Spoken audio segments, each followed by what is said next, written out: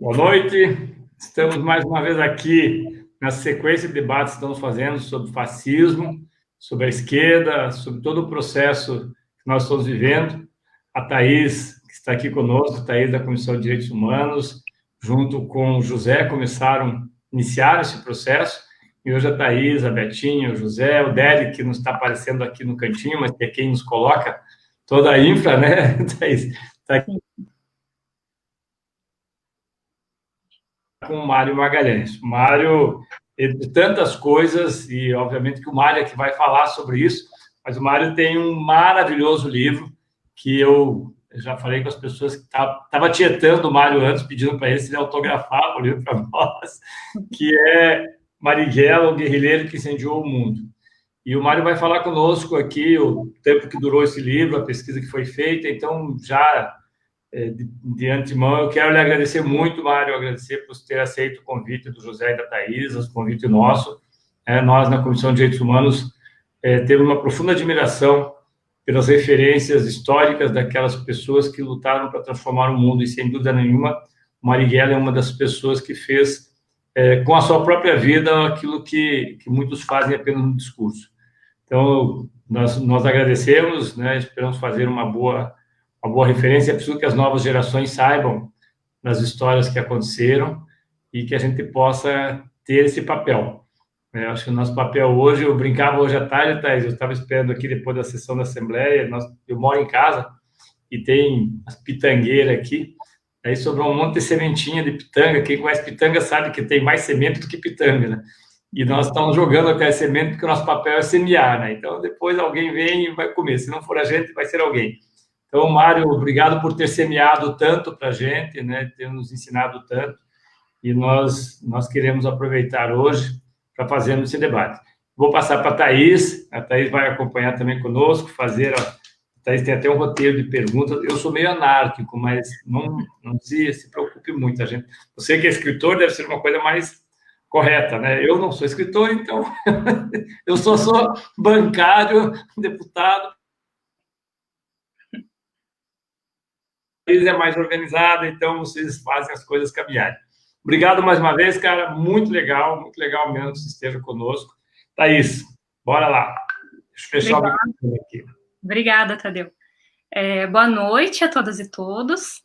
Então, cumprimento o deputado Tadeu. Gostaria de dar as boas-vindas ao Mário Magalhães, de agradecer muito a sua disposição em participar da nossa live entrevista, né? E dizer que é uma grande honra para a gente ter a sua presença aqui hoje, e poder escutar, né? Você falar um pouco sobre o Carlos Marighella, sobre esse período histórico que o Carlos viveu, que é tão importante para a história do Brasil, e que você estudou tanto, e acabou aí, a partir do teu trabalho, inspirando tantos outros trabalhos, com documentários, filmes, e outras pesquisas que acabaram aí sendo inspiradas por esse teu trabalho tão importante aí, a nível de Brasil, né? Quero dizer também, né, que essa atividade aqui, como o Tadeu já colocou, ela decorre de um conjunto de discussões que a gente vem realizando dentro do mandato, dentro da Comissão de Direitos Humanos, sobre as ondas de autoritarismo, sobre os retrocessos em direitos humanos que a gente vive hoje, que a gente viveu já na história mundial, né? E dizer aí que nessas atividades que a gente realizou, a gente contou com o apoio, o auxílio de muitas pessoas. E de início eu gostaria só de agradecer a essas pessoas, e em especial agradecer o Ricardo Correia, que é do Rio de Janeiro, que facilitou aí o nosso contato com o Mário Magalhães. Agradecer também muito especialmente o professor de História da Universidade Estadual do Paraná, o Jefferson William Gon, que nos auxiliou nessa atividade de hoje, também na discussão da obra, né, do livro do Mário. Também ao José, que é mais conhecido como Índio, que é assessor parlamentar com atuação em União da Vitória, ao professor Hilton, da Unespar, e todas as pessoas que estão participando desse nosso grupo, que a gente deu o nome de Direitos Humanos Resiste. Então, dando início aí, para quem não sabe, né, o Mário Magalhães, ele é escritor, é um jornalista aí premiado, tanto no Brasil quanto fora, e hoje ele está aqui com a gente para conversar um pouco sobre a obra da sua autoria, que se chama Marighella, o guerrilheiro que incendiou o mundo.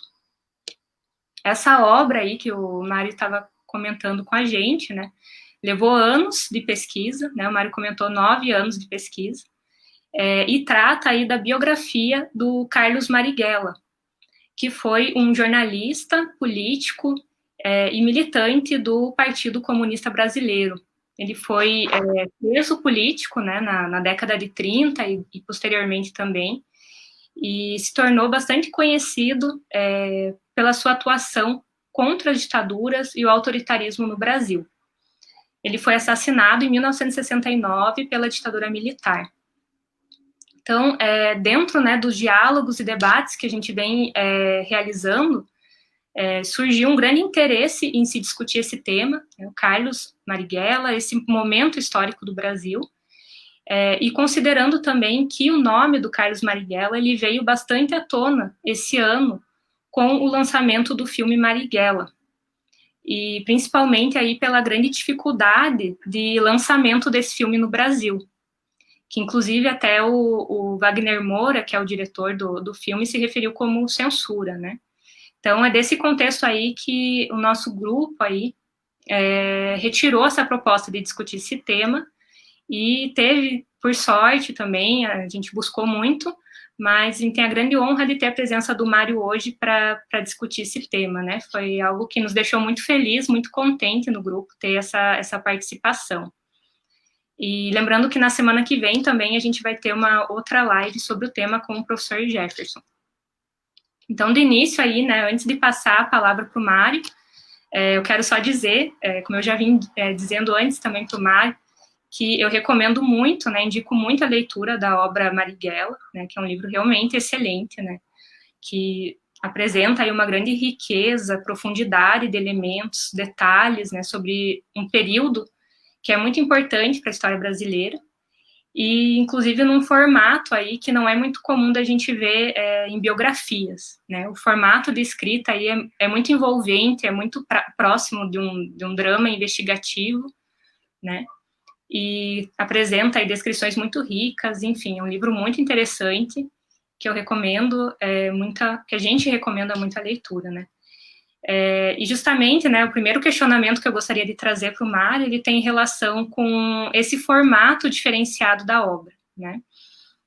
Então, antes da gente perguntar mais em termos de conteúdo, a gente gostaria de saber um pouco do processo de elaboração que gerou essa obra final, Marighella, né? A gente sabe que o Carlos Marighella, ele teve uma vida muito particular, né? Ele foi uma pessoa muito perseguida, né? Ele teve que viver escondido, fugindo, né? Em razão das suas convicções, devido àquilo que ele defendia, e gera mesmo dificuldade, né? Pensar como que você, Mário, conseguiu chegar a essa riqueza, a essa profundidade de informações sobre a vida dele. Então, a gente gostaria de saber um pouco sobre como que foi esse processo, né? E além disso também, né? Como você, assim, enquanto estudioso, que se debruça sobre os vestígios de pessoas que marcaram a história nacional, enxerga a importância de recuperar esses personagens. Por que recuperar essas histórias é importante, né? E nesse sentido, por que você acha que algumas pessoas e algumas histórias seguem sendo perseguidas, apagadas, invisibilizadas?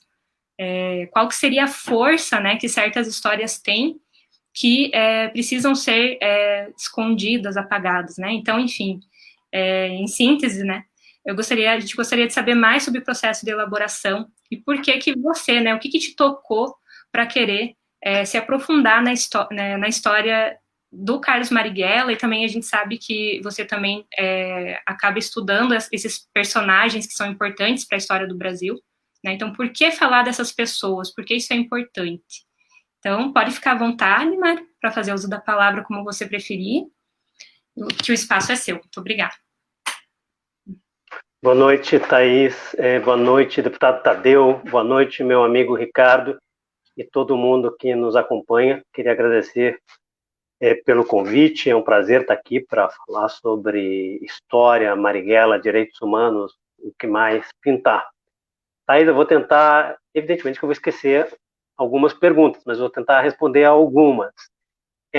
A história da biografia do Marighella é a seguinte: essa biografia, o livro me tomou 9 anos de trabalho, dos quais 5 anos e 9 meses em regime de dedicação exclusiva. Eu entrevistei 256 pessoas, tive acesso a dezenas de milhares de páginas de documentos, a maioria originalmente sigilosa, de 33 arquivos públicos e privados de 5 países. Trabalhei com uma bibliografia de mais ou menos 600 títulos, e tudo isso acabou rendendo um relato sobre a vida do Marighella de 550 páginas. E depois do livro, porque eu não vou obrigar ninguém a ter que ler notinhas de rodapé, respeito, evidentemente, o método acadêmico, mas não vou submeter nenhum leitor a essa prova de resistência. Depois do fim do livro, há 2.560 notas, informando escrupulosamente a origem de cada informação contida na biografia. Então, a história, o trabalho para a biografia Marighella foi esse. As principais dificuldades, Thaís, foram duas combinadas. Por um lado, certa historiografia tentou eliminar o Marighella da memória nacional. O Marighella continua ainda hoje, em 2020, sendo um personagem maldito da história do Brasil.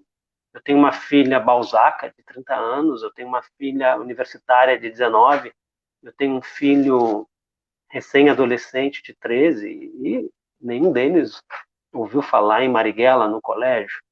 Ele continua a ser um personagem maldito, embora ele tenha marcado a história do Brasil da década de 30 até o final da década de 60. Mas eu dizia, as principais dificuldades.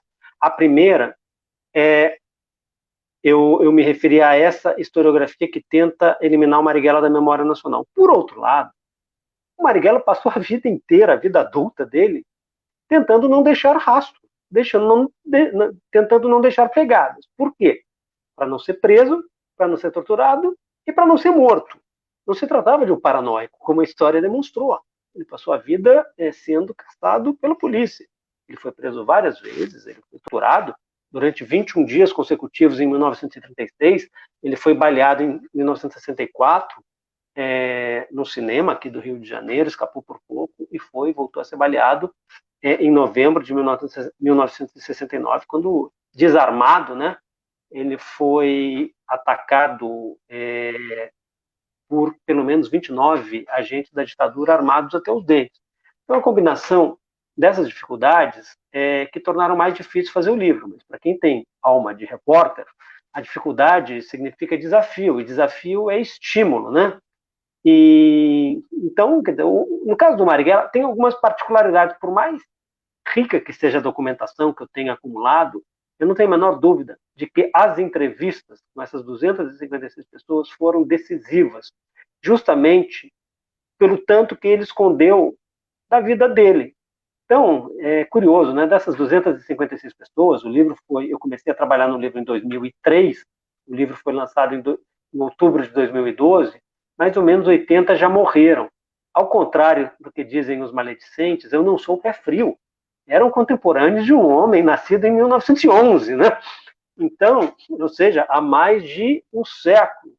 Então, foi esse conjunto de entrevistas, não somente com partidários, camaradas e companheiras do Marighella, foram importantes, mas também com os antagonistas do Marighella, desde dos companheiros e camaradas com os quais ele divergiu na trajetória dele como militante comunista, como militante de esquerda, até os antagonistas dele. Eu entrevistei, por exemplo, o mais importante tira da polícia política da história do Brasil, um sujeito chamado Cecil Boré, que em 1936 já estava atrás da Olga Benário e do Luiz Carlos Prestes, aqui no Rio.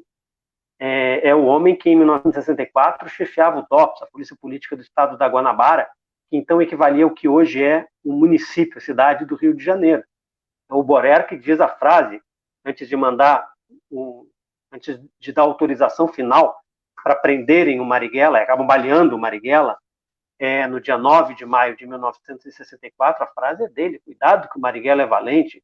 Eu entrevistei muitos policiais, matadores, torturadores, que participaram da cilada na qual o Marighella foi assassinado em 1969, repetindo, pelo menos 29 pessoas armadas até os dentes contra um homem desarmado e sozinho, não há confronto, né? Há assassinato, como o Estado brasileiro reconheceu desde o tempo da Comissão Especial sobre Mortos e Desaparecidos Políticos no governo Fernando Henrique Cardoso, passando pela Comissão da Anistia e chegando até a Comissão Nacional da Verdade. Então, isso foi a apuração do Marighella. Quando você se refere à prosa, né, à narrativa do livro, é o seguinte: quem quer contar a vida de um biografado como o Marighella não tem o direito de escrever um livro chato. Isso seria um crime, porque a vida do Marighella foi uma vida muito intensa, frenética, uma vida marcada pela ação. O Marighella era um homem de ação. Então, meu desafio foi fazer um livro, por mais profundo que ele pudesse ser, a contar a vida do Marighella com o espírito com que ele viveu, que foi o espírito de um homem de ação. Então, todas as técnicas, todas as ferramentas tradicionais da literatura de ficção podem ser usadas numa biografia de não ficção, mas é uma questão de princípios que que baseia tudo, que é o seguinte: uma obra de não ficção, portanto uma biografia jornalística, ela não tem o direito de inventar nada. E por isso eu também faço questão de publicar as notas sobre fontes, para que algum leitor mais cético não leia e diga: pô, esse camarada o cara está inventando, né? Por exemplo, 2 exemplos breves. Marighella é baleado em 9 de maio de 64, no cinema aqui no Rio. Uma cena que está no filme dirigido pelo Wagner Moura, baseado no meu livro, em que o Marighella é vivido pelo seu Jorge. O sangue do Marighella, ele é baleado, o sangue escorre até a boca e o Marighella sente um gosto adocicado. Ora, como é que eu vou saber que o Marighella sentiu um gosto adocicado? Como eu brinco, gente, é uma brincadeira, né, com a minha mãe é espírita, kardecista, né? Eu só com a ajuda da minha mãe para saber do Marighella se não houvesse uma fonte. Há uma fonte, Marighella escreveu isso no livro.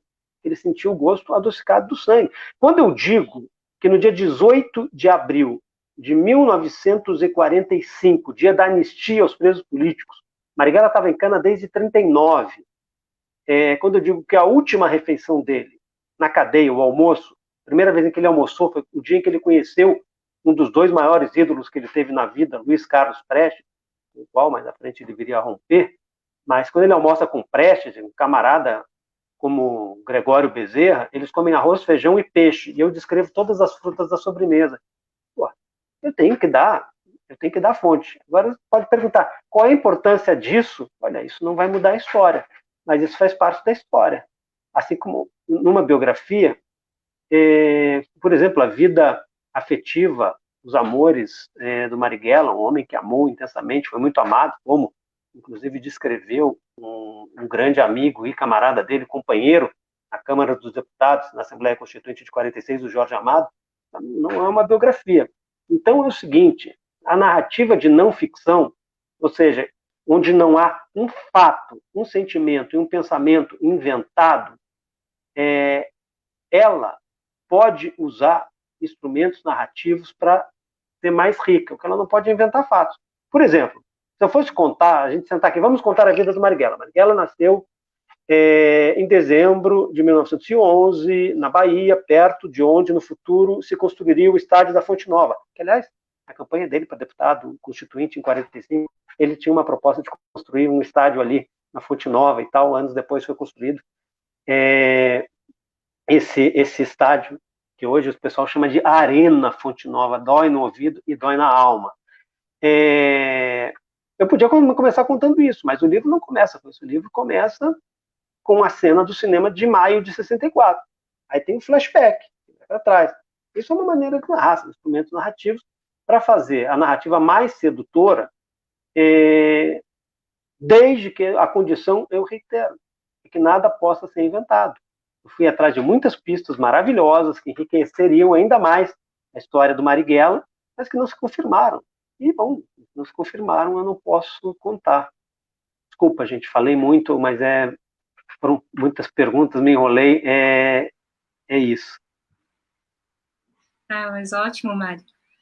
E só uma questão, da onde que surgiu essa atração pela história do Marighella, assim, foi relacionada a essa vida intensa que ele teve, que você colocou? Isso foi o que te chamou a atenção? Desculpe, Mário, só queria lhe perguntar, junto, já engatar com isso, né? Você é jornalista, professor de história, não? Não sou historiador. Eu sou jornalista por pouco. Não sei como eu consegui me formar, ter um título de jornalista, embora hoje não seja mais necessário. Não sou historiador. E não tenho repertório nem vocação para historiador. Adoro historiadores, leio livros de história aos montes, a bibliografia do Marighella tem um sem número de livros escritos por historiadores, mas eu não sou historiador. Nessa época que você começou, como a Thaís falou, que você desenvolveu todo esse processo de estar atraído pela história do Marighella, ela é a partir dos seus conhecimentos ou também de pessoas que estão relacionadas com você, porque às vezes a gente sai, né, e acaba tendo relações com outras pessoas. Eu até mandei aqui agora para uma pessoa que eu brinquei até, Thaís, que é meu padrinho de casamento, já está com acho que 80 e tantos anos, que é o Wilson Previte, que é uma pessoa que foi do Partido Comunista, é do Partido Comunista ainda, né? O avô dele é do Partido Comunista, o pai é do Partido Comunista, ele é do Partido Comunista e os filhos são do Partido Comunista, que é um pouco essa história que o Partidão sempre teve, né? De você ter uma relação muito próxima. Você teve contato com estas pessoas que têm essa história e a partir dali também teve esse interesse pelo Marighella, ou ele surgiu, como a Thaís falou, ele surgiu a partir de outras referências? A história é a seguinte, em 2003, eu nunca tive crises existenciais por causa de idade, ao contrário de tantos amigos e amigas, mas em 2003 eu estava na bica para no ano seguinte completar 40 anos. Eu nasci na semana do golpe de Estado, eu nasci na primeira semana de abril de 1964, então eu sou um filho da ditadura, por assim dizer. Então, eu trabalhava fazia muitos e muitos anos na Folha de São Paulo, eu era repórter especial da Folha de São Paulo, só que eu queria ter mais tempo para apurar e espaço para contar uma grande história. E uma reportagem que focasse a vida de uma pessoa, portanto, uma biografia. Então, eu pedi as contas da Folha, depois acabaria voltando para ser ombudsman da Folha e novamente repórter. Eu saí e escolhi uma vida que eu achasse que merecia ser contada. Quer dizer, o que é o grande biografado? É um personagem que tem uma vida trepidante, é um personagem que permite contar o tempo em que ele viveu, que ele ajuda a contar o tempo que ele viveu. Portanto, eu conto 4 décadas de história política do Brasil, cultural, social, e mais do que isso, porque o Marighella era neto de negros escravizados, por parte de mãe, ele era bisneto de africanos escravizados, ao mesmo tempo que ele era filho de um operário italiano, imigrante italiano. Então, isso era outro aspecto importante. E o terceiro lugar é o seguinte, o grande biografado, ele oferece uma gama de coadjuvantes e figurantes excepcional, que enriquecem ainda mais a história. Como muita gente observa, às vezes eu dou uma driblada na história do Marighella para apresentar outros personagens, seja partidários dele ou não. Então, isso tudo me fez escolher o Marighella. Era uma grande vida a ser contada. E me seduzem histórias malditas, controversas. Ninguém precisa, como eu digo, ninguém é obrigado a amar ou odiar o Marighella, mas é impossível ficar indiferente à vida que ele teve. E mais, é um direito dos povos conhecerem a sua história. Então, reiterando, ninguém precisa gostar do Marighella, mas é um direito do povo conhecer a história, mesmo que seja para rejeitá-lo, a história de um personagem como o Marighella. Isso uma coisa. Segundo, eu tomei muito cuidado no livro, porque ainda hoje há uma certa ideia de que Carlos Marighella foi um guerrilheiro urbano que lutou contra a ditadura, ponto. Por que eu escolhi como subtítulo do meu livro O Guerrilheiro que Incendiou o Mundo? Bom, pela influência que o Marighella teve mundialmente como um dirigente da luta armada no Brasil. Só que é o seguinte, o Marighella militou por 33 anos no Partido Comunista Brasileiro, assim chamado desde o início da década de 60, desde o início o PCB. O Marighella militou no movimento estudantil, o Marighella combateu o nazifascismo e o integralismo, né? Os camisas verdes no Brasil. O Marighella organizou greves operárias. O Marighella foi membro, não só foi membro da Assembleia Nacional Constituinte de 46, como integrou a mesa da Assembleia Constituinte. A mesa, na época, o deputado Tadeu, que vive esse cotidiano do parlamento, na época, a mesa se chamava Comissão de Polícia. É claro que eu não resisti e titulei um dos capítulos Um Comunista na Comissão de Polícia. O Marighella era um dos 2 ghostwriters da bancada comunista na Constituinte de 46. Ele e o Jorge Amado. O Marighella coordenava a assessoria da bancada comunista. A assessoria era uma espécie... não, era uma assessoria, ela não tinha esse nome, mas era uma assessoria que fornecia subsídios para a bancada se preparar para os debates sobre economia e outros temas relevantes da vida brasileira. O Marighella, organizou greves, a greve que muda, em que o sindicalismo brasileiro renasce, a greve dos 300 mil, em março de 1953 em São Paulo, foi organizada pelo Marighella, da clandestinidade, o meio de campo quem fazia entre o Marighella e os dirigentes sindicais ligados ao PCB, vinculados ao PCB, era um sujeito que passaria a história como o comentarista que o Brasil consagrou, o técnico que classificou a seleção brasileira para a Copa de 70, João Saldanha, muito amigo do Marighella. Então o Marighella teve uma vasta história. E o Marighella participou de articulações do PCB para o movimento, isso é caro a história de vocês, para o movimento de Porecatu. Temos um livro excepcional que está na bibliografia do Marighella, do professor Oswaldo Silva, da Universidade, de uma universidade estadual, tratando sobre esse movimento que foi dirigido pelos comunistas. Então, o Marighella teve uma longa trajetória. Então, para contar a história do Marighella, é evidente que eu conversei com muitos e muitos velhos militantes do PCB. Tanto militantes que caminharam com o Marighella para a luta armada em 1967, como militantes que romperam antes com o PCB ou que permaneceram no PCB. Sem ouvir esses militantes, seria impossível contar a história. Eu entrevistei militante que teve em reunião coordenada pelo Marighella de célula comunista em 1935 na Bahia, Armênio Guedes, que faleceu há poucos anos.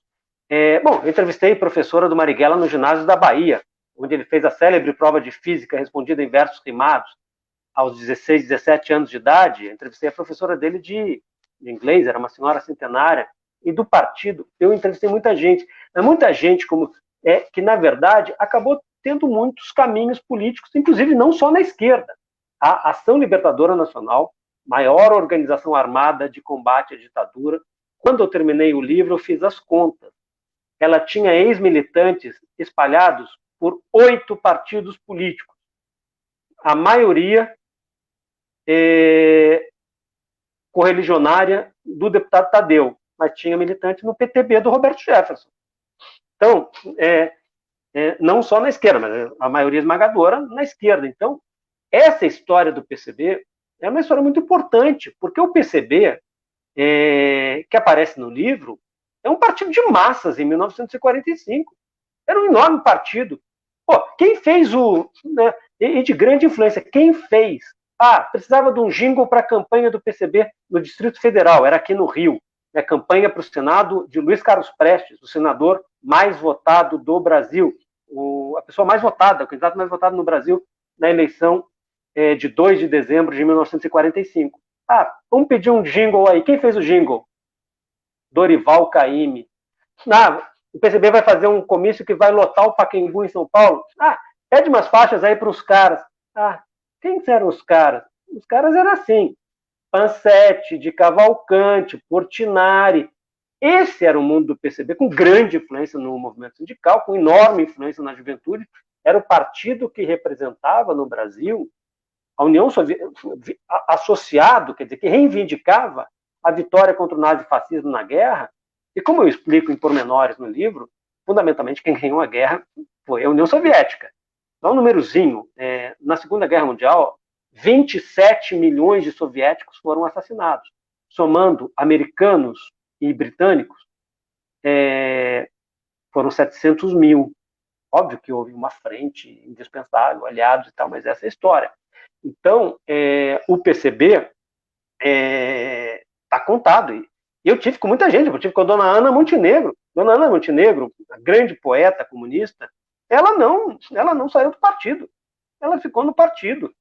Eu entrevistei a dona Sara de Mello. Dona Sara de Mello participou do ataque do grande movimento antifascista, da Frente Única Antifascista em São Paulo, que em outubro de 1934 botou os integralistas para correr a bala, e que fez o Barão de Tararé, humorista comunista, escrever no jornal dele, né, um galinha verde não corre, voa. Então, quer dizer, todas são essas histórias que eu ouvi essas pessoas, fui atrás dos documentos da história do partido para contar. Agora, claro que eu entrevistei muita gente que pertenceu à ALN e a organizações que também foram para a luta armada, como Marighella foi. E, por fim, eu acho importante, deputado, dizer uma coisa. A história do Marighella, ela começou a ser contada muito antes de eu começar a escrever a biografia. A história na parede da memória, a parede da memória, para usar a expressão do Belchior, ela é construída tijolinho por tijolinho. O meu livro é um tijolinho nessa história. Houve quem plantou, quem fincou os alicerces. E aí, nós vamos ter, desde o primeiro documentário sobre o Marighella, feito por um cineasta francês, que é tido por alguns como o maior documentarista da história, chamado Chris Marker, no comecinho dos anos 70, ele faz o primeiro documentário sobre o Marighella. A gente vai ter documentário do Silvio Tendler, a gente vai ter documentário do Carlos, um cineasta argentino radicado em Salvador, nós vamos ter o grande documentário da Isa Greenspan Ferraz. Eles antecedem o meu livro. E nós vamos ter livros que também vão falar do Marighella, como o livro do Frei Beto, Batismo de Sangue, e, sobretudo, a biografia do Marighella escrita por um correligionário seu, deputado, o jornalista e professor universitário Emiliano José, que é um belíssimo livro, Marighella, o inimigo público número 1 da ditadura. O inimigo número 1 da ditadura. É um belíssimo livro. Ainda ontem à noite conversava com o Emiliano por telefone.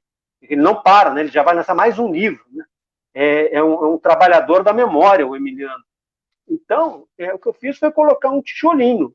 E óbvio que as histórias contadas antes me estimularam a ir atrás. Eu tive mais tempo, né, para mergulhar na trajetória do Marighella, dos companheiros dele, dos inimigos dele, e tentando, quer dizer, contar a história do Brasil com um personagem que certa historiografia eliminou da memória.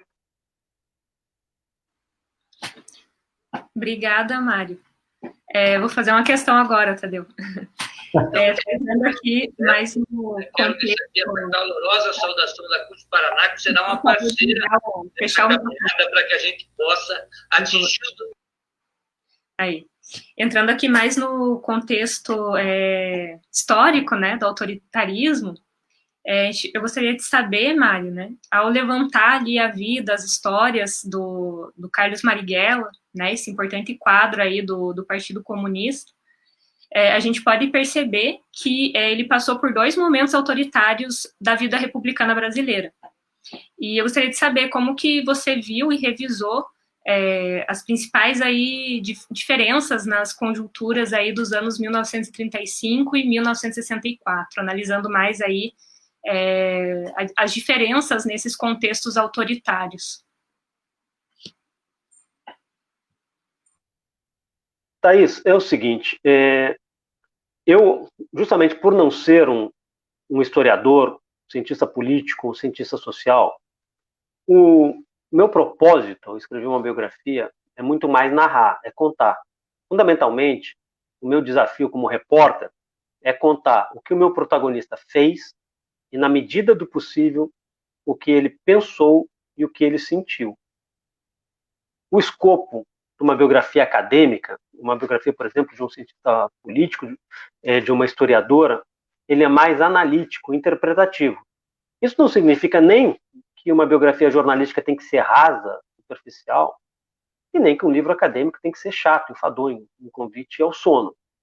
Então, eu conto a história. E cada um... eu não escrevi um livro para defender o Marighella, nem um livro para acusá-lo, nem julgá-lo. Então, o meu propósito minha ambição é oferecer informações que permitam aos leitores julgar o Marighella. Não sou juiz de biografado. E no ano passado eu lancei um livro chamado Sobre Lutas e Lágrimas, uma biografia de 2018. Aliás, aí em Curitiba, o ex-presidente Lula, durante a prisão, leu os dois. Leu a biografia Marighella, leu Sobre Lutas e Lágrimas, e eu não me lembro agora, gente, esse ano está tão doido, em janeiro ou fevereiro, tive pela primeira vez na vida com o presidente Lula aqui no Rio, justamente a convite dele, tomamos um café porque ele tinha lido os livros aí na sede da Polícia Federal. Então, nesse livro, que é uma biografia, eu conto 2018 semana a semana, às vezes eu faço mais comparações com o passado. Então, vou combinar o que eu aprendi escrevendo sobre Lutas e Lágrimas e o que eu aprendi escrevendo a biografia Marighella. Bom, primeiro, a história da República ela é profundamente autoritária. Nós tivemos formalmente duas ditaduras no século XX. Uma é do Estado Novo, que vai de 1937, novembro, a 1945, outubro, e a outra que vai de 1964 a 85. Só que há outros momentos que não dá para qualificar o país como democracia, nem democracia formal. Por exemplo, o presidente Arthur Bernardes, a partir de 1922, eu sei, isso tem algumas coisas de cabeça, porque eu estou escrevendo há 5 anos, preparando uma biografia de um dos personagens mais amados, odiados, controversos e apaixonantes da história do Brasil, que é o Carlos Lacerda. Então, de 22 a 26, o Arthur Bernardes governou com um país sob estado de sítio. Não é democracia. Por exemplo, vamos lá. É curioso, às vezes eu leio que o Marighella foi torturado durante o Estado Novo. Marighella foi torturado, comprovadamente, de 1º de maio a 21 de maio de 1936. Não era Estado Novo. Mas também não era uma democracia. Depois do Levante... em 1935, o governo do Getúlio Vargas, eu acho curioso ver certo saudosismo de certa esquerda brasileira em relação ao Getúlio Vargas, matador de comunistas, mas vamos lá. Em 1935, o Getúlio baixa, ele governa até 34 na prática como ditador, não tinha sido eleito por ninguém. Ele vira presidente constitucional, né, na Constituinte de 34, mas no início de 35, em meados de 35, ele baixa uma lei de segurança nacional draconiana. Em julho de 35, ele proíbe o maior grupo de esquerda, de massas, da organização de massas, Aliança Nacional Libertadora. Ele proíbe. Depois do levante comunista, de 24, 25 e 27 de novembro de 35, milhares e milhares de pessoas vão para as prisões, vão para os cárceres, são torturadas, muita gente é morta. Em 1936, o Getúlio inventa um tribunal de exceção chamado Tribunal de Segurança Nacional. O tribunal de exceção era para julgar os opositores políticos e, obviamente, eles eram condenados. Isso era democracia? Não era. Então, essa é a história do Brasil. E o que a gente vê hoje, e nesse livro sobre 2018, muitas pessoas observam como eu volto para o passado. Eu volto para o passado não é por um fetiche de quem é apaixonado por história. Eu volto para o passado porque quando a gente tem alguém, em 2018, primeiro candidato, depois presidente eleito, que se refere ao peso do ser humano com arrobas, que é uma unidade usada na pesagem de gado, óbvio que eu tenho que lembrar o que era o racismo do nazismo, o racismo proclamado pelo nazismo. Quando eu tenho, em 2018, a volta de extremistas de direita que reivindicam ser integralistas, os tais galinhas verdes de quem eu falei há pouco, é óbvio que eu tenho que contar o que são os anos 30. Em 2018, eles atacaram, aqui perto da minha casa, um campus da Unirio, Universidade Federal do Estado do Rio de Janeiro, roubaram, afanaram faixas antifascistas e depois queimaram essas faixas num ritual tipo Ku Klux Klan, que eles filmaram, né, e difundiram pela internet. Mais tarde, eles vão jogar bomba, também não muito longe aqui de casa, na sede do Porta dos Fundos. Mas a gente volta. A gente vai ter, em 2018, a volta da violência física como um instrumento de combate a adversários políticos. O candidato no palanque diz que vamos metralhar a petralhada, promove slogans preconceituosos, e os seus apoiadores matam, desde o mestre Moa, na Bahia, no caso, um apoiador do Bolsonaro, por não aceitar que o mestre Moa tivesse votado no primeiro turno num candidato que não fosse Bolsonaro, que não, no caso, o Haddad, e também matam, sobretudo, matam e atacam pessoas LGBT+. Então, eles atacam aqui na Baixada, atacam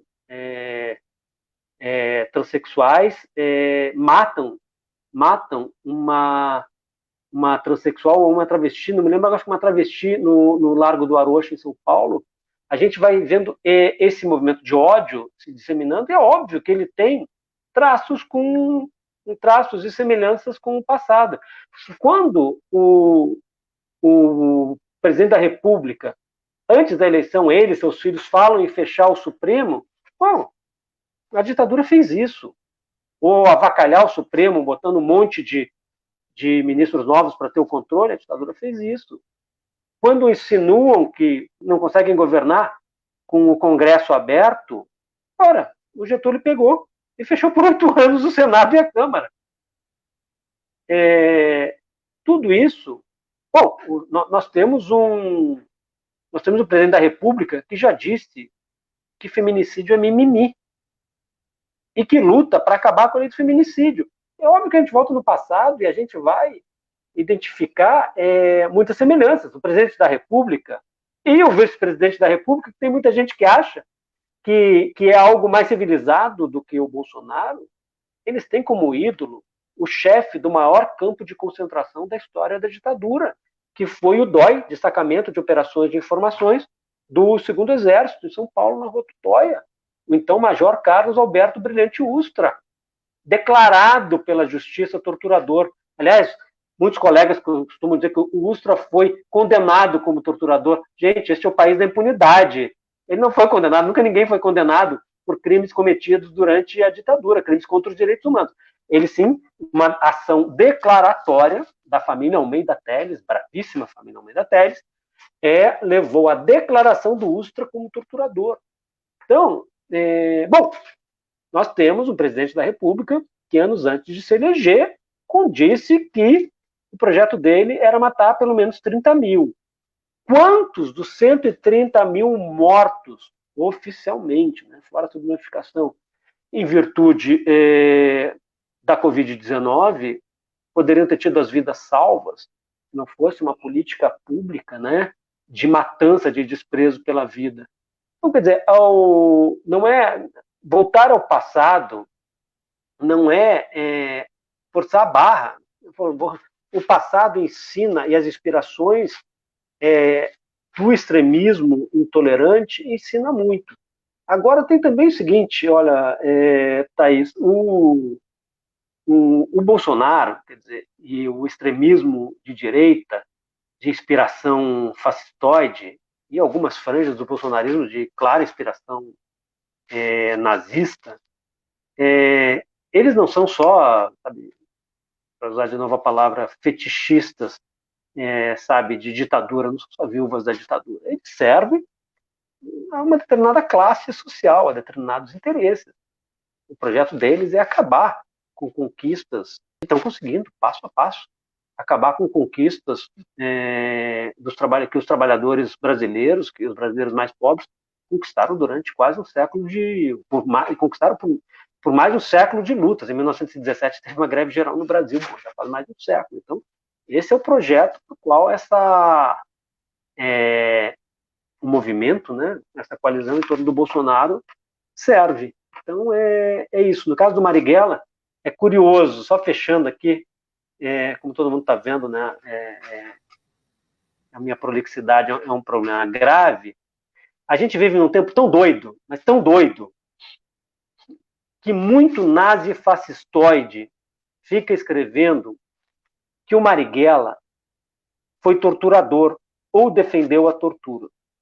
O Marighella combateu duas ditaduras, a do Getúlio e a inaugurada em 64. Nunca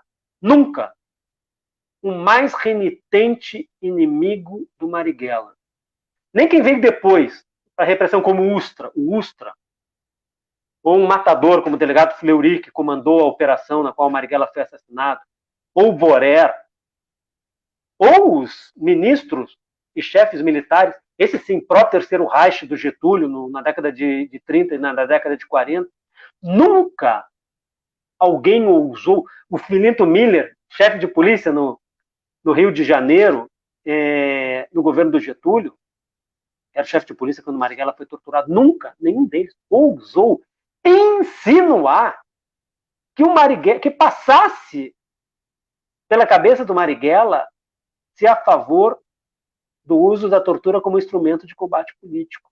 Antagonistas, nunca passou. Só que essa gente agora diz, ou seja, de certo modo, essa gente agora é pior do que os monstros do passado. Essa é a gravidade, né, da vida brasileira hoje. Thaís, eu queria fazer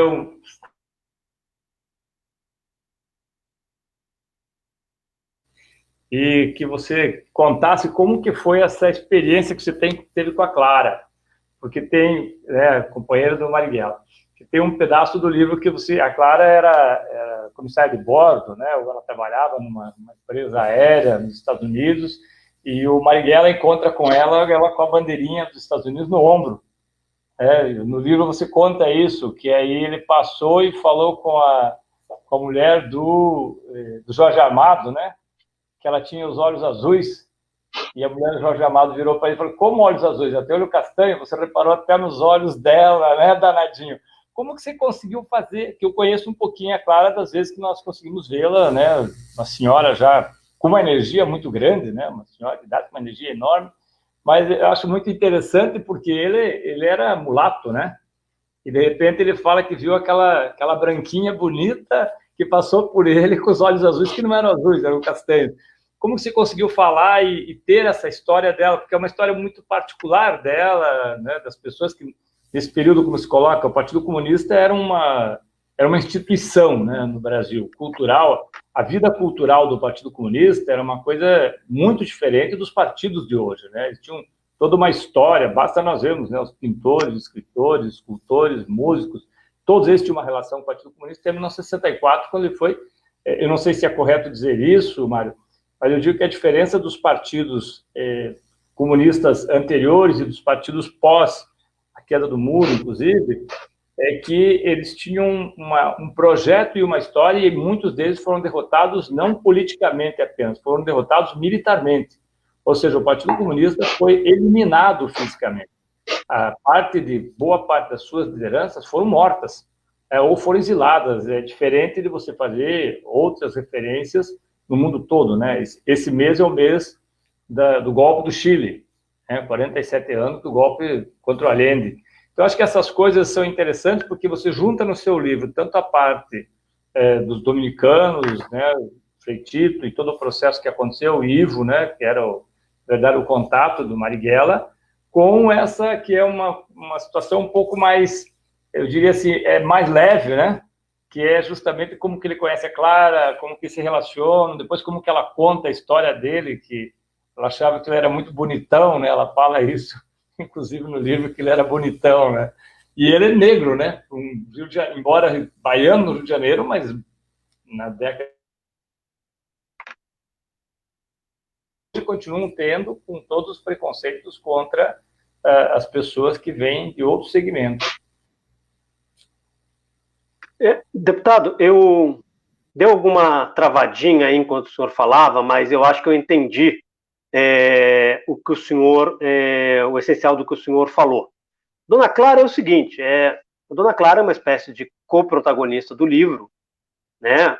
É a mulher da vida do Marighella, com quem ele não foi a primeira companheira dele, e também não foi a companheira com que ele viveu mais intensamente, de 64 a 69, a primeira companheira do Marighella, a única mulher que ele registrou em algum documento como esposa, no caso, na Constituinte, né, na Câmara dos Deputados, é a dona Elza Santos Sé, e de 64 a 69, a grande companheira do Marighella foi a Zilda Paula Xavier Pereira, dirigente guerrilheira da Ação Libertadora Nacional, mãe de 3 guerrilheiros, 2 dos quais assassinados pela ditadura, Yuri e Alex. Então, para mim, eu desconfiava, e a apuração confirmou, a Dona Clara era uma coprotagonista, era fundamental contar a vida dela. E é por isso que ela vai ocupando o livro inteiro. Então, é impossível contar a vida do Marighella sem contar a vida da Dona Clara. E era isso, era um casal, um homem negro baiano, filho de um italiano branco e de uma baiana negra, nascida no Recôncavo, no mês de maio de 1888, o mês da Lei Áurea. Incrível essa coincidência. Era um homem negro que se uniu a uma moça judia. Inclusive, ficaram 10 anos sem conversar com o pai da Dona Clara. As circunstâncias, eu conto no livro, dramáticas da vida dele e tal. Depois dele dar um grito, né? Você não, falando em Yiddish, né? Você não vai ficar com ele porque ele é Reuter, vermelho, Goi, não judeu, e Schwarz, negro. E ela ficou com ele. É uma grande história de amor. O pai, com uma tesoura, cortou todas as peças de roupa que a Dona Clara tinha. Ela acabou fugindo com um vestido feito à mão pela primeira deputada mulher da história de Pernambuco, já então cassada, deputada do PCB. Então, é isso, quer dizer, para mim não foi um enorme prazer contar a história da Dona Clara, que agora no mês de julho fez 95 anos. Dona Clara é de 1925. Em relação ao PCB, deputado, como eu digo, eu não sou historiador, mas a história conta o seguinte, e a história até 69, que é quando vai o livro. Em 64, o PCB tinha voltado a ser um partido pujante. Não era o partido de 45, mas era um partido de massas, era um partido formalmente clandestino, mas que operava quer dizer, não vou dizer uma legalidade relativa, mas que conseguia operar em larga escala. Era o partido mais influente do movimento sindical, era um partido com uma presença vigorosíssima na cultura brasileira, um partido que não dirigia o movimento estudantil, porque majoritária na época era a Ação Popular, né? A Ação Popular. Então, por exemplo, a UNE, quem dirigia a UNE em 64 era a AP. O presidente chamava-se José Serra. E o vice-presidente da UNE, aí sim, era um membro do PCB. Não me lembro se era o Dr. Marcelo Cerqueira, talvez, se eu disser que era, eu posso estar errando, mas talvez fosse o Marcelo Cerqueira. Então era assim, uma aliança AP-PCB, mas o PCB tinha muita força, e mais, o PCB tinha uma presença expressiva nas Forças Armadas. A principal autoridade da FAB no Rio era um militante do Partido Comunista, Brigadeiro Chico Teixeira. Bom, o capítulo em que eu narro o golpe de 64 se chama Os Aviões Ficaram no Chão, porque o Marighella, o Prestes, né, principal dirigente comunista da história do Brasil, eles queriam que os aviões da FAB atacassem as colunas que vinham de Minas, né, e também atacassem o governador Carlos Lacerda, entrincheirado no Palácio Guanabara, governador golpista, né, em 64, ex-militante comunista, diga-se de passagem. Então, o que eu acho é o seguinte: houve 3 momentos decisivos para o fim do PCB como um partido amplo que ele foi, embora hoje seja um partido pequeno, mas muito combativo e com muitos jovens. Aqui no Rio, acho que isso vem de 2013, das jornadas de junho de 2013. O PCB tem muito militante jovem, muito militante combativo, mas há 3 momentos que levam o PCB a perder a grande influência que ele teve na história do país. Primeiro é 64, a derrota sem luta. Foi desmoralizante aquilo. Marighella resolve sair do PCB, ele só vai sair em 67, mas ele resolve sair em 64. Então, em 64, aquilo, junto com a repressão política, evidentemente. A repressão política, ela tá sempre presente, ainda mais na ditadura, que em 74, 75 viria a exterminar parte do Comitê Central do PCB.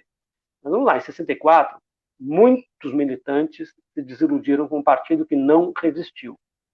Nos anos seguintes, alguns dos principais dirigentes do PCB foram para a luta armada. Marighella, Joaquim Câmara Ferreira, Mário Alves, Apolônio de Carvalho, Jacó Gorender, todos ex-militantes, integrantes do Comitê Central do partido.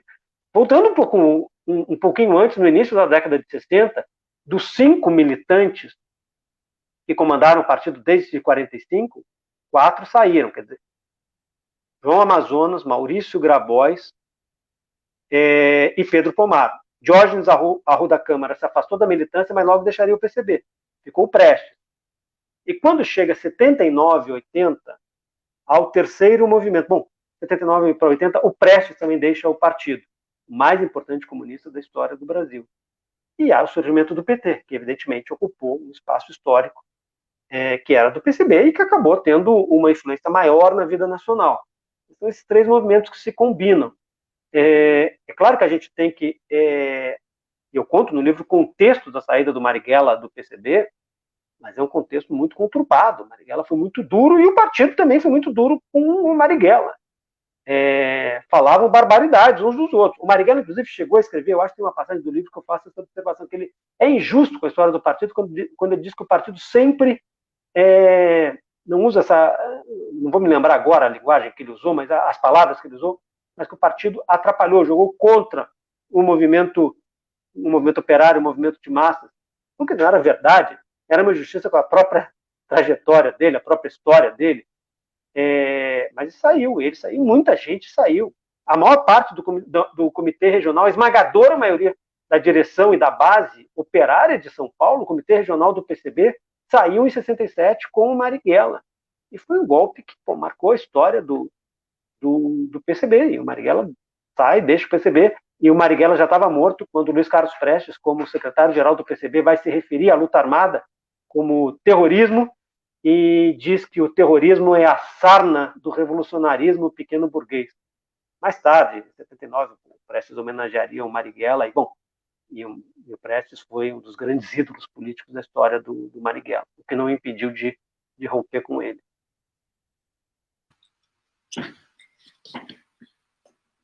Só aqui dentro disso também, Mário, que o Tadeu colocou, nosso tempo já está finalizando, eu vou aproveitar para fazer 2 questões em uma de novo. Mas o Marighella, ele era negro, né, e ele militou organicamente a partir das camadas mais subalternas da população. Então, eu queria que dentro disso, né, ouvir de você que trabalhou com tantas fontes, assim, sobre a história dele, uma reflexão sobre como a cor da pele dele teve impacto sobre a trajetória e sobre as lutas que ele empreendeu ao longo da vida, se você percebeu essa relação ao fazer a análise das fontes. E também, queria só fazer mais uma pergunta, no capítulo 6, que você trata ali, mais o contexto de 1935, dos dias infernais que ele passa naquela situação de prisão, né, que ele foi preso e torturado, você cita ali a situação das companheiras mulheres durante a detenção, né, que isso era objeto de grande preocupação de todos que estavam vivendo ali na militância. E chama, inclusive, essas mulheres, elas são chamadas de garotas de Ipanema, né, inclui ali a Elise Soborowski e também a Olga Benário. Então, eu gostaria de ouvir também, né, tanto em relação à questão da cor da pele do Marighella, o fato dele ser negro, e também em relação às mulheres, né, a participação das mulheres nesse contexto de autoritarismo e militância.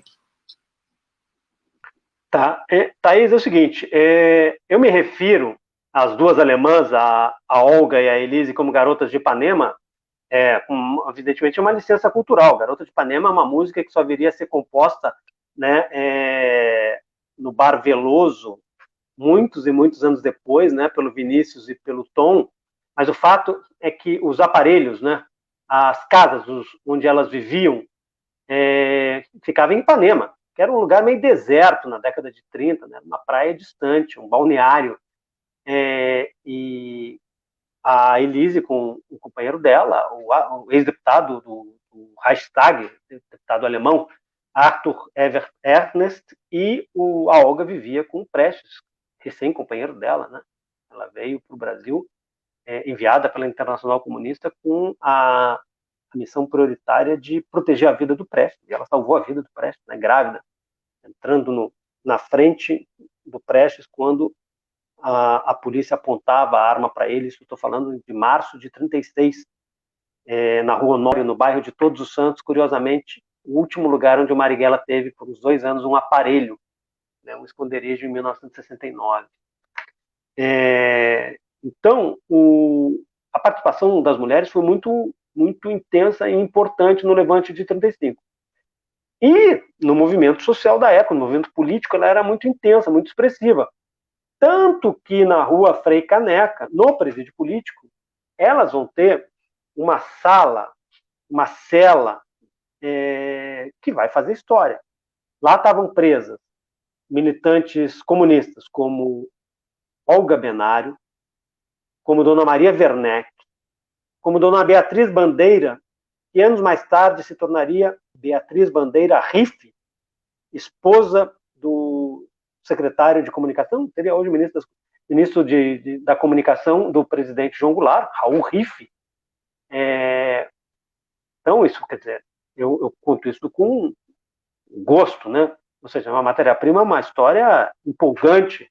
Acho que mesmo para quem não se identifique com a luta delas, quer dizer, eram mulheres que, em meados dos anos 30, elas eram mulheres protagonistas, né, da vida política. No caso da Olga, ela tinha tido militância na Juventude Comunista na Alemanha e depois virou uma agente, né, militar soviética, né, e mulher preparada, treinada e de uma coragem enorme.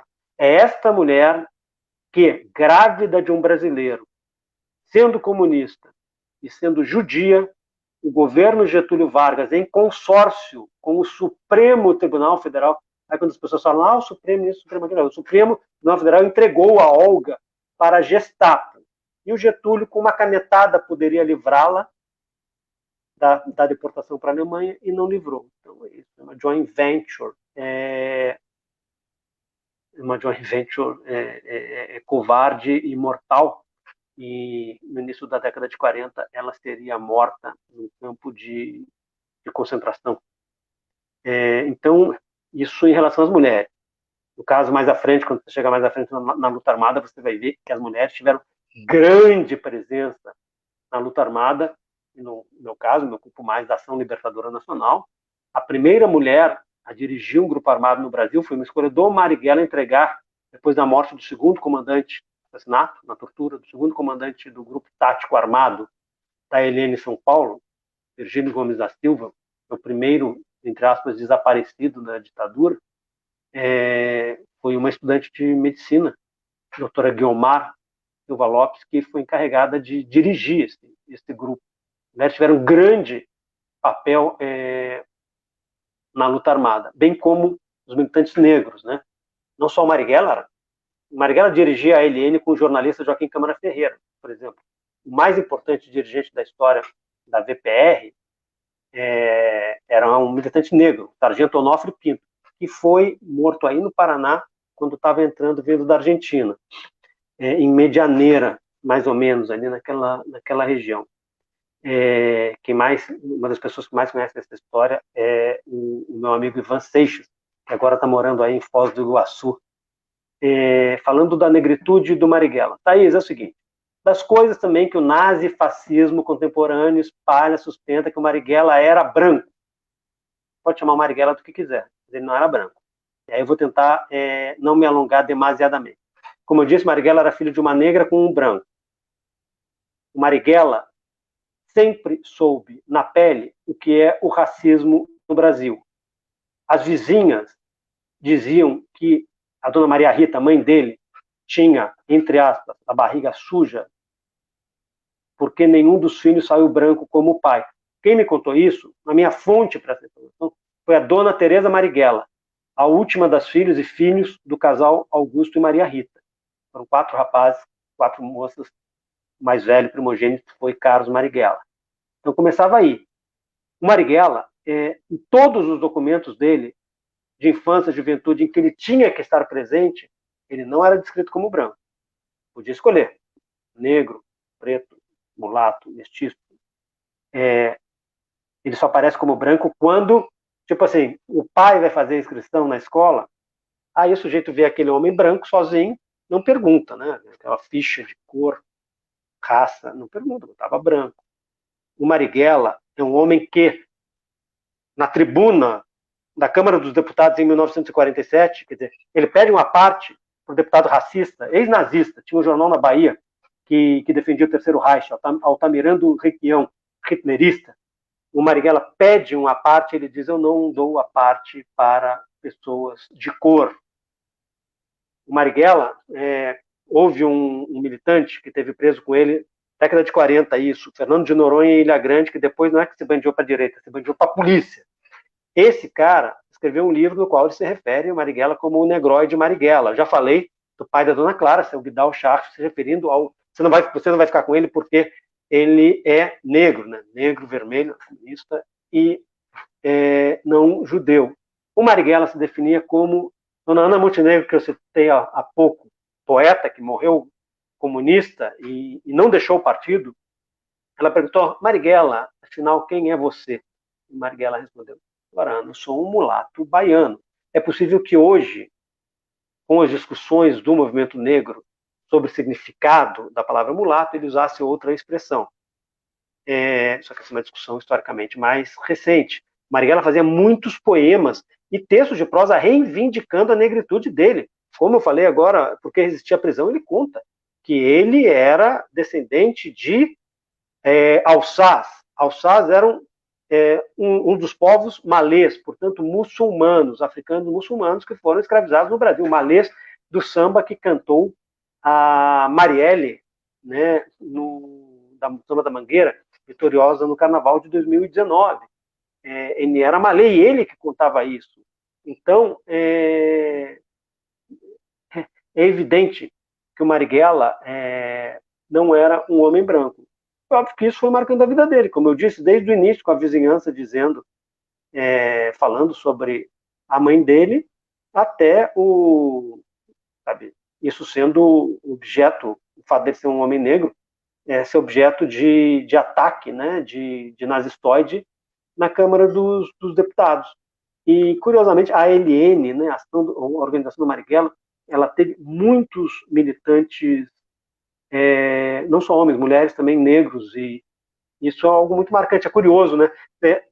Tu usou a expressão, Thaís, análise das fontes. Eu não analiso fonte, eu não conto história, considero as fontes, mas é algo mais acadêmico, mas o que tem, por exemplo, de potencial de pesquisa acadêmica sobre a presença negra na ALN é muito rico, uma matéria-prima histórica muito rica, né? E, inclusive, um dos últimos comandantes da da Eliane, era um militante negro, e isso para o Marighella, sempre, em poesia, prosa, reivindicou a condição dele de negro, o que não era algo, quer dizer, tão comum na esquerda, mas ser mais claro, era algo raro, né?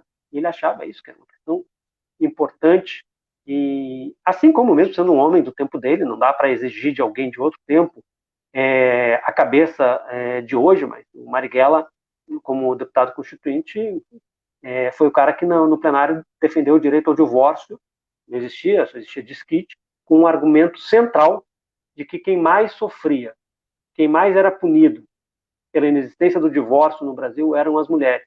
Quando ele faz aquela célebre declaração naquele ambiente de beletristas, não havia uma só mulher entre centenas de constituintes de 46. Quem acha que o Brasil só piora, além dos índices de mortalidade infantil, pode olhar isso. E eram poucos os homens negros, também em 46. E o Marighella faz o discurso dizendo, não, tudo bem, vocês vão recusar o divórcio, quem vai pagar mais por isso são as mulheres, ele explica por quê, mas elas já resolveram isso há muito tempo, né? Enfeitando essas lindas testas de vocês. Ou seja, o Marighella levou para o plenário da Constituinte a proverbial figura do corno, né? E, bom, tudo é história.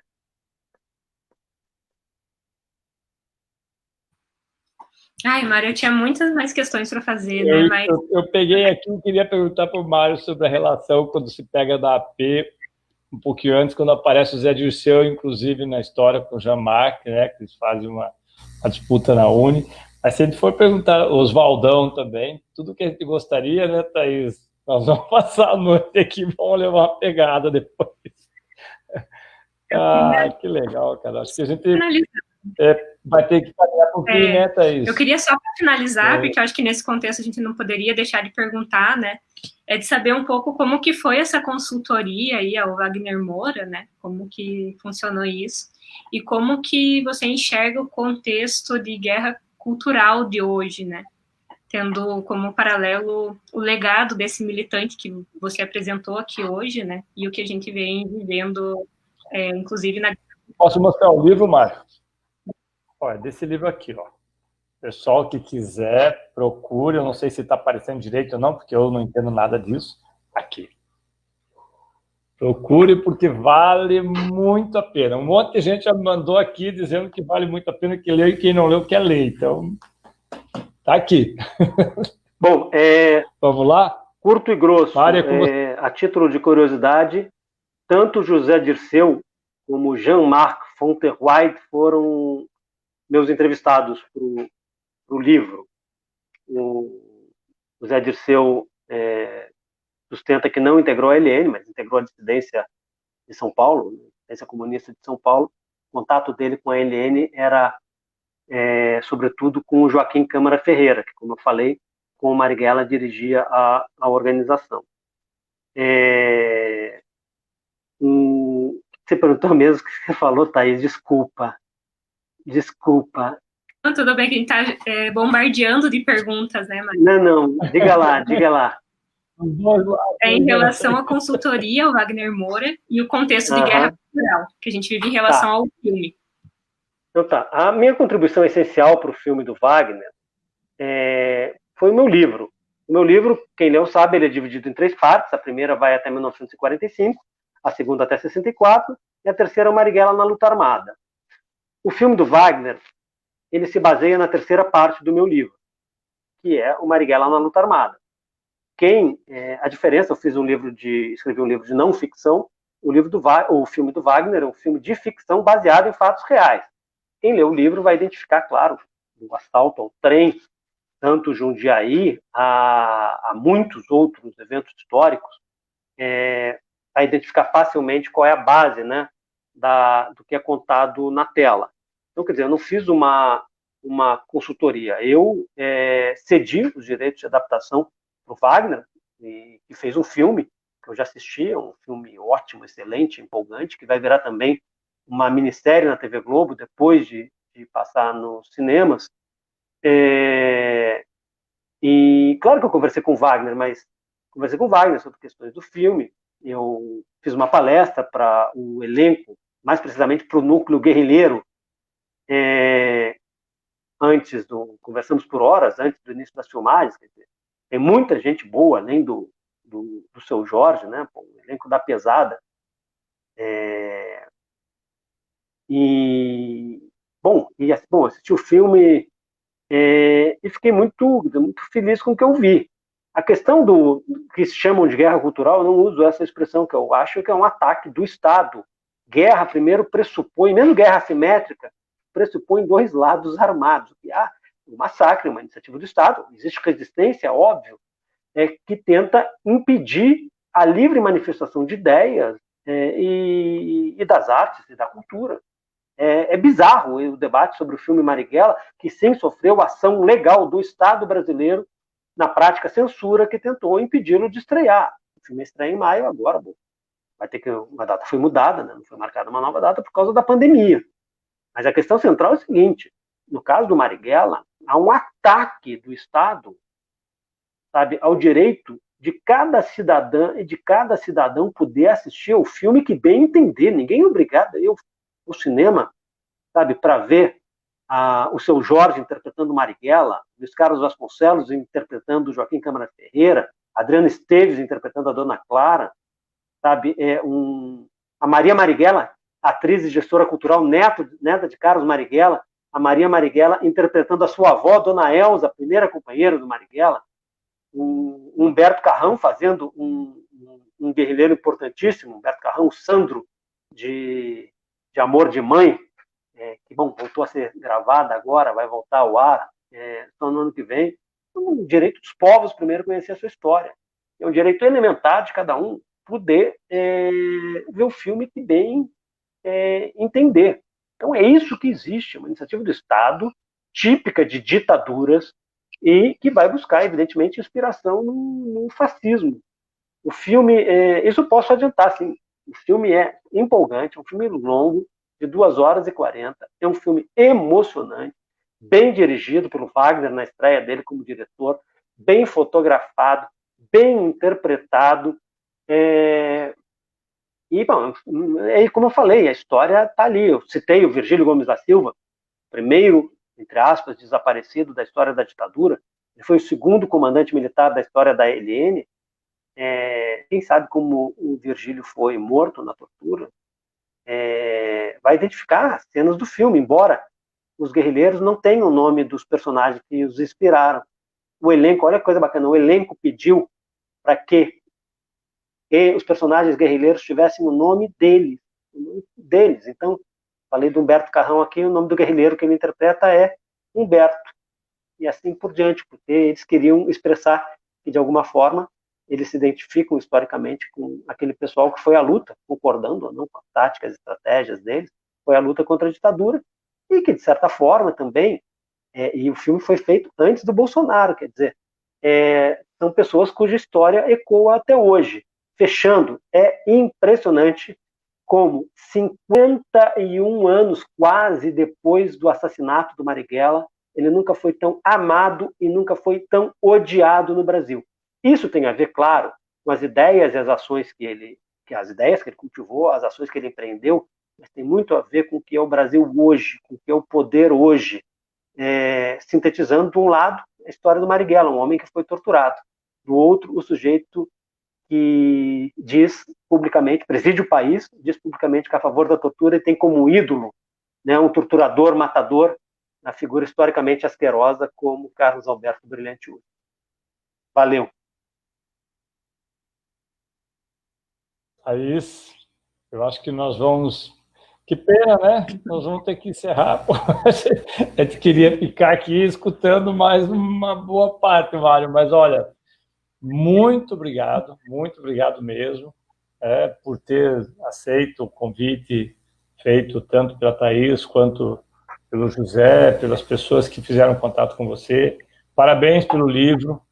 Eu já falei, né, quem me conhece um pouco, depois vai me pegar no pé, sabe? Vai dizer, pô, não pode sair tanto do troço assim, ficar tietando o cara lá. Mas o livro realmente é muito bom, é muito legal. Acho que vale muito a gente encontrar pessoas que conseguem pegar um pedaço da nossa história, né? Você falou um pouco do 1922 aqui, nós temos um livro muito bonito também que conta a história de Catanduvas aqui, até o Oiapoque, né, as pessoas que resistiram.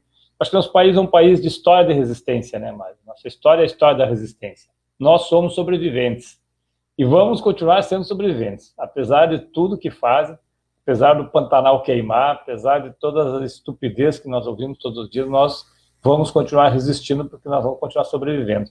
Talvez essa seja a melhor resposta que nós temos para dar para aqueles que lutaram para que nós pudéssemos estar conversando hoje aqui.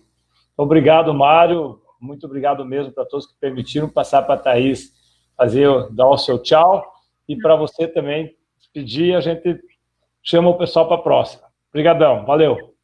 Thaís. Agradecer imensamente, Mário. E a gente aguarda ansioso pela próxima oportunidade de fazer mais conversas aí, porque a gente acaba com vários questionamentos e uma vontade mesmo de quero mais, né? A gente gostaria de ficar mais tempo. Mas agradecer imensamente e também a gente se coloca à disposição aí para os debates, né? Muito obrigada. Valeu, gente. Tchau. Obrigado. Obrigadão, moçada.